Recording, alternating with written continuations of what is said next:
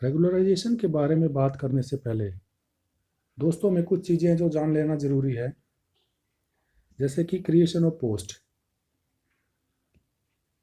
3 तरह की post create की जाती है दोस्तों गवर्नमेंट जॉब में।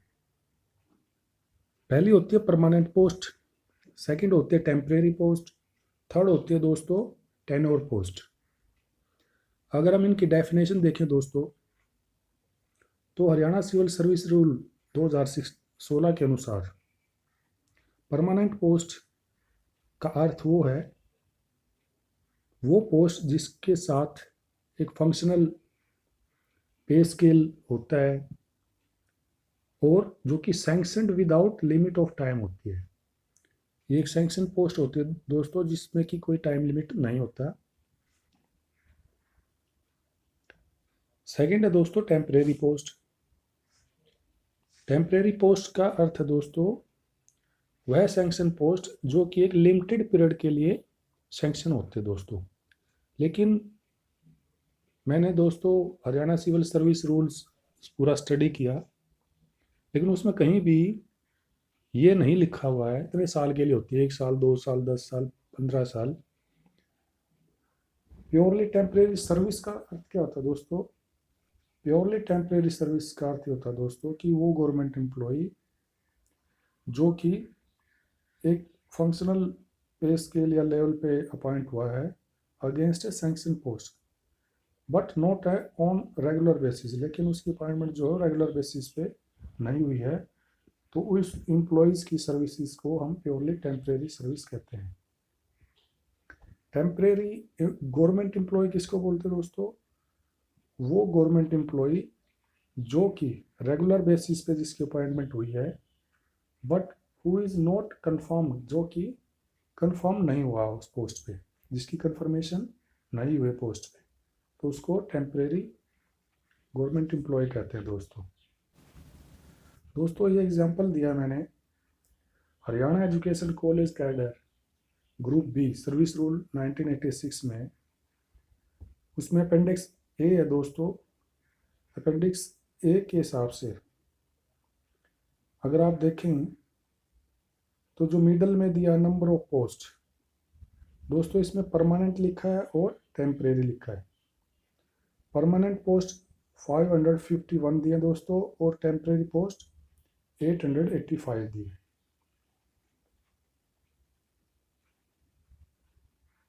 ये दोस्तों 2002 में जो सर्विस रूल में अमेंडमेंट की गई थी उसके बाद ये पोजीशन है, जिसके अनुसार परमानेंट 1130 पोस्ट हैं दोस्तों और टेम्परेरी 1307 पोस्ट है दोस्तों। और आपने एडवर्टीजमेंट भी देखा होगा दोस्तों टेम्परेरी पोस्ट की, जैसे कि मैंने एग्जांपल दिया दोस्तों, ये 15 मार्च 2016 में पोस्ट एडवर्टाइज की गई थी 1647 temporary post of assistant professor दोस्तों। तो ये पोस्ट किसके द्वारा एडवर्टाइज की गई थी दोस्तों? हरियाणा पब्लिक सर्विस कमीशन द्वारा। तो दोस्तों रेगुलर सैंक्शन पोस्ट भी एडवर्टाइज की जाती हैं सर्विस रूल के हिसाब से और टेम्परेरी पोस्ट भी एडवर्टाइज की जाती हैं सर्विस रूल के हिसाब से। और दोस्तों इसमें लिखा होता है the post are temporary but likely to continue. इसका अर्थ ये दोस्तों कि ये पोस्ट वैसे तो टेम्परेरी होती है, लेकिन एक बार अगर कोई इन पोस्ट पे लग जाता है तो उनको हटाया नहीं जाता, उनको कंफर्म कर दिया जाता है। कुछ टाइम के बाद उन पोस्ट को रेगुलर पोस्ट में चेंज कर दिया जाता है और वो एम्प्लॉयज़ को वहाँ पे पोस्ट पे कंफर्म कर दिया जाता है दोस्तों। और इसमें आगे लिखा दोस्तों the period of probation is 2 years. इस टेम्परेरी पोस्ट के लिए भी दोस्तों 2 साल का प्रोबेशन पीरियड होता है। उसके बाद उसको 1 साल आगे एक्सटेंड किया जा सकता है। मैक्सिमम 3 साल का प्रोबेशन पीरियड होता है सर्विस रूल के हिसाब से, हरियाणा सिविल सर्विस रूल के हिसाब से। उसके बाद अगर एम्प्लॉय लगा रहता है तो उसको उस पोस्ट पे कंफर्म कर दिया जाता है दोस्तों।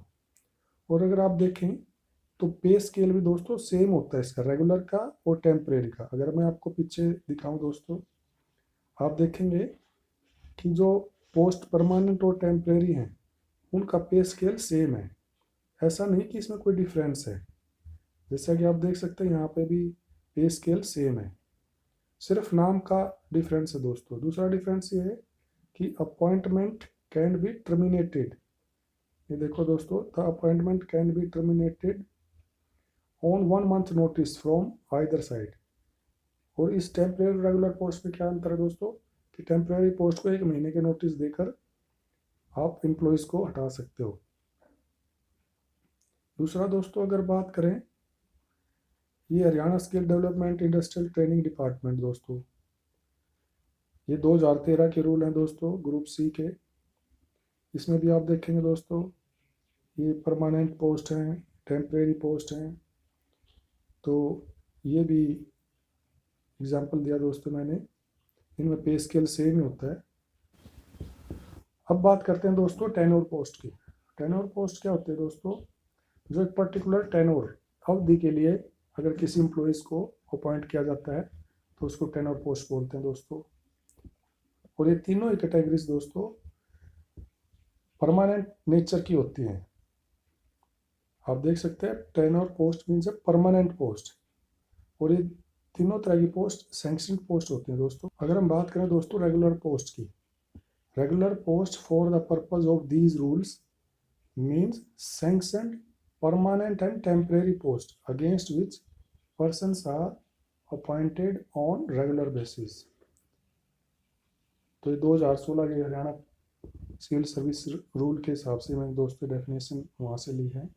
उसके अनुसार रेगुलर पोस्ट वो होती है दोस्तों जो कि सैंक्शनड होती हैं, परमानेंट और टेम्परेरी पोस्ट दोनों तरह की पोस्ट, लेकिन ये सैंक्शनड होती है दोस्तों। और जिनके अगेंस्ट जो अपॉइंटमेंट की जाती है वो रेगुलर बेसिस पे की जाती है, तो उनको रेगुलर पोस्ट बोलते हैं दोस्तों।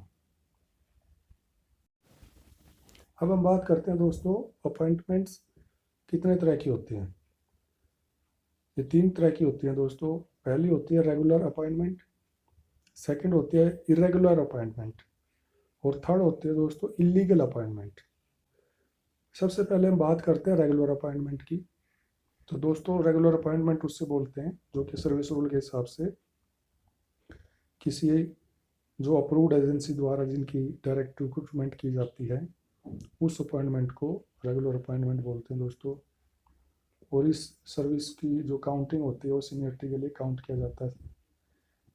इरेगुलर अपॉइंटमेंट कौन सी होती है दोस्तों, वो अपॉइंटमेंट सैंक्शनड पोस्ट के अगेंस्ट की जाती है, पहली बात। और अपॉइंटमेंट के टाइम पे जो अपॉइंटी है जिसको अपॉइंट किया गया है उसकी क्वालिफिकेशन भी सर्विस रूल के हिसाब से होती है दोस्तों। और तीसरा कि जो अपॉइंटमेंट होती है वो कॉम्पिटेंट अथॉरिटी द्वारा की जाती है। लेकिन ये जो अपॉइंटमेंट होती है दोस्तों ये इरेगुलर होती है। इरेगुलर का मतलब क्या है कि सर्विस रूल के हिसाब से जिस तरीके से रिक्रूटमेंट होनी चाहिए थी, जैसे कि स्टाफ सिलेक्शन कमीशन द्वारा या किसी दूसरी एजेंसी द्वारा, उस तरीके से ना करके उसका जो प्रोसीजर है रिक्रूटमेंट का वो प्रॉपर ना होके, रेगुलर ना होके इरेगुलर होता है, इसलिए इस अपॉइंटमेंट को इरेगुलर अपॉइंटमेंट कह सकते हैं दोस्तों। और इसको रेगुलर में चेंज किया जा सकता है इस अपॉइंटमेंट को। इलीगल अपॉइंटमेंट वो होती है दोस्तों जिसमें कि ना तो अपॉइंटमेंट सैंक्शन पोस्ट के अगेंस्ट की जाती है और ना ही जो इन तीनों में से कोई भी चीज़ हो दोस्तों तो उसको इलीगल अपॉइंटमेंट माना जाएगा। पहली, अगर सैंक्शन पोस्ट के अगेंस्ट अपॉइंटमेंट नहीं है तो भी लीगल है। दूसरा, अगर क्वालिफिकेशन फुलफिल नहीं करता है अपॉइंटी तो भी इलीगल अपॉइंटमेंट है। तीसरा कि अपॉइंटमेंट किसी कॉम्पिटेंट अथॉरिटी द्वारा नहीं की जाए तो भी उस अपॉइंटमेंट को इलीगल अपॉइंटमेंट कहेंगे दोस्तों। अब हम बात करते हैं दोस्तों उस केस की जो कि बहुत ही ज़्यादा इम्पोर्टेंट केस है, जिसका डिसीजन 10 अप्रैल 2006 को आया था दोस्तों, state of Karnataka versus Uma Devi, जिसके बारे में हम आज डिस्कस करेंगे कि इस जजमेंट के बाद आज जो कॉन्ट्रेक्चुअल या हेड ऑफ पे एम्प्लॉय लगे हुए हैं उनके पास रेगुलराइजेशन के क्या ऑप्शन बचते हैं। सबसे ज़्यादा इम्पोर्टेंट जो पैराग्राफ है दोस्तों वो है 44। इस पैरा में दोस्तों ऑनरेबल सुप्रीम कोर्ट ने डायरेक्शन दी थी स्टेट गवर्नमेंट्स को और सेंट्रल गवर्नमेंट को कि जिन भी कर्मचारियों को सैंक्शन पोस्ट के अगेंस्ट भर्ती किया गया था और जो कि ड्यूली क्वालिफाइड थे और जिनको कि 10 साल या उससे ज़्यादा समय हो चुका है, ऐसे कर्मचारियों को रेगुलर किया जाए और यह एक्सरसाइज 6 महीने के अंदर शुरू की जाए। और दोस्तों इसमें एक जनरल डायरेक्शन ये भी दी गई थी कि ये वन टाइम मेजर्स है, एक बार आपको इसके बारे में छूट दी जाती है कि आप कर सकते हैं, लेकिन इसके बाद आप कोई भी अपॉइंटमेंट रेगुलर अगर पोस्ट है कोई उसके अगेंस्ट अगर कोई अपॉइंटमेंट करनी है आपको, तो आपको जो कॉन्स्टिट्यूशनल स्कीम है और जो रिक्वायरमेंट है उनके हिसाब से ही करनी पड़ेगी, आप उनको वायलेट नहीं कर सकते। पैरा नंबर 46 भी बहुत ज़्यादा इंपॉर्टेंट है दोस्तों। इसमें ऑनरेबल सुप्रीम कोर्ट ने कहा है कि जो कॉन्ट्रेक्चुअल या डेली वेजेस पे लगे हुए हैं एम्प्लॉयज़, उनको मिनिमम पे स्केल दिया जाना चाहिए विदाउट एनी अलाउंसेस। और कर्नाटका हाई कोर्ट ने डायरेक्शन दी थी कि उनको from the date of appointment minimum pay scale दिया जाना चाहिए, जबकि ऑनरेबल सुप्रीम कोर्ट ने इस डायरेक्शन को चेंज करके कहा था कि minimum pay scale from the date of judgement दिया जाना चाहिए। जब ऑनरेबल हाई कोर्ट ने जजमेंट पास किया था उस डेट से एम्प्लॉयज़ को मिनिमम पे स्केल दिया जाना चाहिए, न कि डेट ऑफ अपॉइंटमेंट से। दूसरा ऑनरेबल सुप्रीम कोर्ट ने इसमें कहा था दोस्तों कि हम इन एम्प्लॉयज़ को परमानेंट करने की डायरेक्शन नहीं दे सकते, और स्टेट गवर्नमेंट को डायरेक्शन दिया था दोस्तों कि अगर कोई वैकेंसी है, सैंक्शन पोस्ट है, तो उसके अगेंस्ट रेगुलर भर्ती की जाए और जो एम्प्लॉयज़ लगे हुए हैं उनको रिलैक्सेशन दी जाए एज में, और उनका जो एक्सपीरियंस है, जितने साल उन्होंने काम किया है, उसको वेटेज दी जाए at the time of recruitment. तो ये चीज़ भी हमें समझ लेना ज़रूरी है दोस्तों कि ऑनरेबल सुप्रीम कोर्ट ने 2006 में ही भी बोल दिया था कि इक्वल पे दी जानी चाहिए कॉन्ट्रेक्चुअल एम्प्लॉयज़ को। दोस्तों पैरा नंबर 47, 48 एंड 49 भी बहुत इंपॉर्टेंट हैं, इन्हें भी हमें समझ लेना ज़रूरी है। दोस्तों पैरा नंबर 47 में ऑनरेबल सुप्रीम कोर्ट ने अपील्स को डिसमिस कर दिया था इस ग्राउंड पे कि पहली बात तो ये जो एसोसिएशन है जिन्होंने अपील डाली है, इनके मेंबर्स इनडेफिनिट हैं। दूसरा कि ये जो अपॉइंटमेंट्स की गई थी वो गवर्नमेंट की डायरेक्शन के अगेंस्ट की गई थी, इसलिए इनको रिकॉग्नाइज नहीं किया जा सकता और इनको कोई भी रिलीफ नहीं दिया जा सकता। पैरा नंबर 48 की बात करें दोस्तों, तो इसमें भी ऑनरेबल सुप्रीम कोर्ट ने स्टेट गवर्नमेंट की अपील को अलाउ कर दिया था, जिसमें कि ऑनरेबल हाई कोर्ट ने डायरेक्शन दी थी कि जिला परिषद के जो एम्प्लॉयज़ हैं उनको परमानेंट किया जाए। तो ऑनरेबल सुप्रीम कोर्ट ने कहा कि ये डायरेक्शंस गलत हैं और ना ही ये एम्प्लॉयज़ गवर्नमेंट के हैं और ना ही इनको परमानेंट किया जा सकता है, इसलिए ऑनरेबल सुप्रीम कोर्ट ने हाई कोर्ट की जो डायरेक्शन थी उनको सेट असाइड कर दिया था। पैरा नंबर 49 में दोस्तों ऑनरेबल सुप्रीम कोर्ट ने कंक्लूजन दिया कि कौन सी अपील अलाउ की है, कौन सी डिसमिस की हैं, और ये पर्टिकुलरली लिखा दोस्तों कि पैरा नंबर 46 में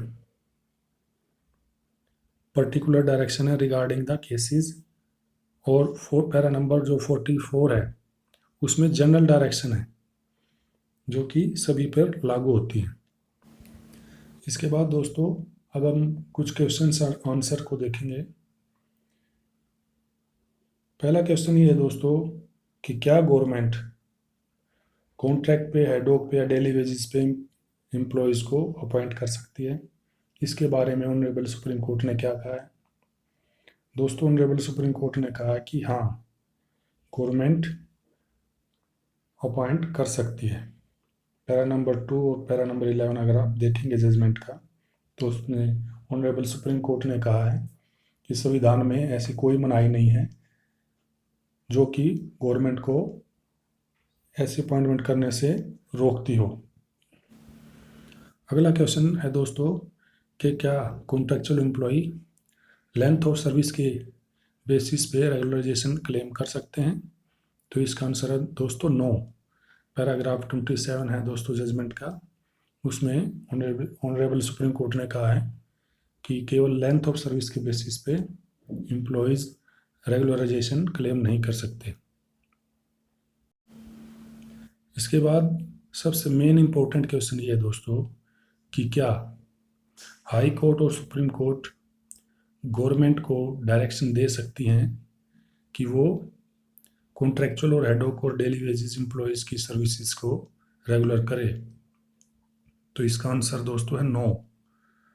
उमा देवी केस के बाद दोस्तों ऑनरेबल हाई कोर्ट या सुप्रीम कोर्ट डायरेक्शन नहीं कर सकती स्टेट गवर्नमेंट को या सेंट्रल गवर्नमेंट को कि वो कॉन्ट्रैक्चुअल या हेडॉक एम्प्लॉयज़ की सर्विसेज को रेगुलर कर सके। अगला क्वेश्चन ये है दोस्तों कि क्या गवर्नमेंट कोई पॉलिसी बना सकती है जिससे कि कॉन्ट्रैक्चुअल या हेडॉक या डेली वेजेस एम्प्लॉयज़ की सर्विसेज को रेगुलर किया जा सके? इसका आंसर है दोस्तों यस। पैराग्राफ 44 में ऑनरेबल सुप्रीम कोर्ट ने डायरेक्शन दिया था कि सेंट्रल गवर्नमेंट और स्टेट गवर्नमेंट को कि वो कोई पॉलिसी बनाएं उन लोगों के रिगार्डिंग जो कि सैंक्शन पोस्ट के अगेंस्ट जिनकी रिक्रूटमेंट हुई है और जो कि ड्यूली क्वालिफाइड हैं और जिनको 10 साल या उससे ज़्यादा हो चुके हैं, तो उनको रेगुलर करने के लिए कोई पॉलिसी बनाई जाए। लेकिन दोस्तों ये जो रिलैक्सेशन थी ये केवल वन टाइम थी, इसीलिए इसी बेसिस पे हरियाणा गवर्नमेंट ने 2011 में रेगुलराइजेशन पॉलिसी बनाई थी दोस्तों। लेकिन दोस्तों जब दोबारा 2014 में हरियाणा गवर्नमेंट ने दोबारा से रेगुलराइजेशन पॉलिसी बनाई तो honourable Punjab and Haryana high court ने योगेश त्यागी वाले केस में उस पॉलिसी को सेट असाइड कर दिया था दोस्तों। लेकिन अभी भी हमें उम्मीद है दोस्तों, क्योंकि मैटर ऑनरेबल सुप्रीम कोर्ट में पेंडिंग है और उस मैटर में ऑनरेबल सुप्रीम कोर्ट ने स्टेटस को मेंटेन करने की डायरेक्शन दी हुई है।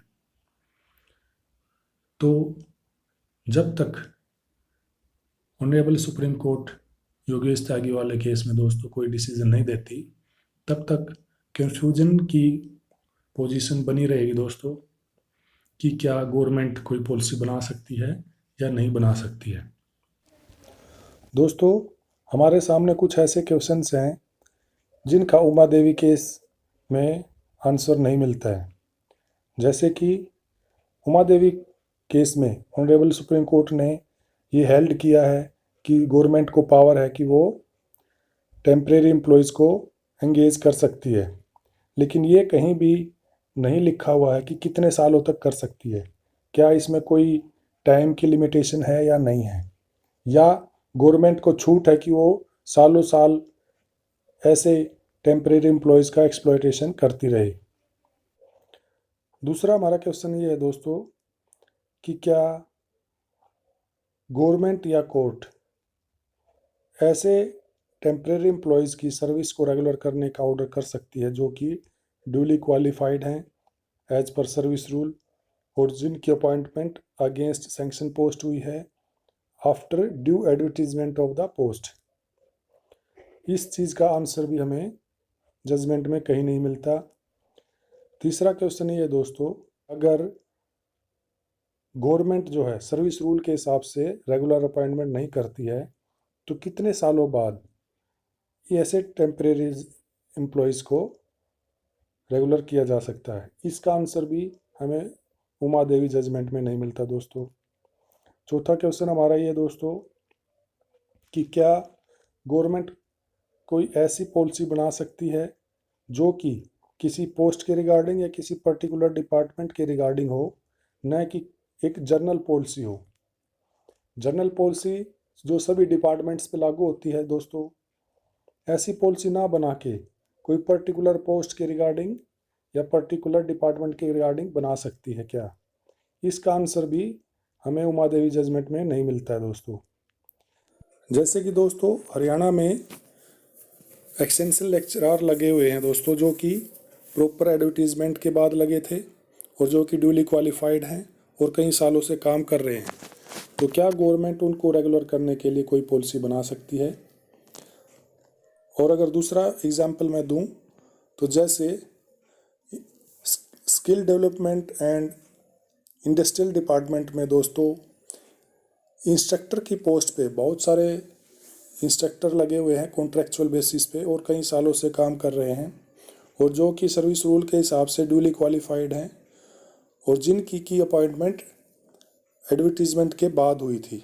तो क्या ऐसे लोगों को गवर्नमेंट रेगुलर कर सकती है? पांचवा क्वेश्चन ये है दोस्तों कि क्या गवर्नमेंट रेगुलराइजेशन पॉलिसी ना लाके कोई और स्कीम या कोई रेगुलेशन बना सकती है ऐसे टेम्परेरी एम्प्लॉयज़ की फ्यूचर को सिक्योर करने के लिए जो कि कई सालों से उस पोस्ट पे काम कर रहे हैं और ड्यूली क्वालिफाइड हैं? तो क्या गवर्नमेंट ऐसी पॉलिसी या रेगुलेशन बना सकती है? इसके बारे में भी दोस्तों कोई आंसर नहीं दिया है ऑनरेबल सुप्रीम कोर्ट ने। जैसा कि मैंने एग्जांपल दिया कि हरियाणा गवर्नमेंट ने Haryana guest teachers service act 2019 बनाया था दोस्तों, जिसमें कि जो गेस्ट फैकल्टी थी हरियाणा स्कूल्स में उनके फ्यूचर को सिक्योर करने के लिए ये एक्ट बनाया गया था। एट प्रेजेंट दोस्तों इस एक्ट को चैलेंज किया गया है before honourable Punjab and Haryana high court और जो मैटर अभी पेंडिंग है दोस्तों। तो ये कुछ क्वेश्चंस हैं दोस्तों जिनका कि आंसर हमें उमा देवी जजमेंट्स में नहीं मिलता है। दोस्तों अगर हम कंक्लूजन की बात करें तो कंक्लूजन ये है दोस्तों कि कुछ क्वेश्चंस ऐसे हैं जिनके आंसर हमें उमा देवी केस से नहीं मिलते हैं, जिनको कि कंसिडर करना ज़रूरी है एक लार्जर बेंच के द्वारा। और ऑनरेबल सुप्रीम कोर्ट ने भी पैरा नंबर 42 में उमा देवी केस में ये कहा है कि जो कानून है, जो लॉ है, वो डायनेमिक होता है और our constitution is living document. जो लॉ होता है वो समय के साथ बदलता रहता है और हमारा जो कॉन्स्टिट्यूशन है वो भी समय के साथ बदल रहा है। तो मेरे विचार से दोस्तों जैसा कि हम सबको पता है कि योगेश त्यागी का केस ऑनरेबल सुप्रीम कोर्ट के सामने पेंडिंग है अभी कंसिडरेशन के लिए। तो ऑनरेबल सुप्रीम कोर्ट अगर चाहे तो उस मैटर को 7 जजेस बेंच में फ्रेश कंसिडरेशन के लिए रेफ़र कर सकती है, क्योंकि 2006 में उमा देवी जजमेंट आया था दोस्तों 14 साल पहले और उसके बाद काफ़ी समय बीत चुका है। तो एक बार फिर से इस कुछ ऐसे पॉइंट्स हैं जिन पे कि कंसिडरेशन करना ज़रूरी है।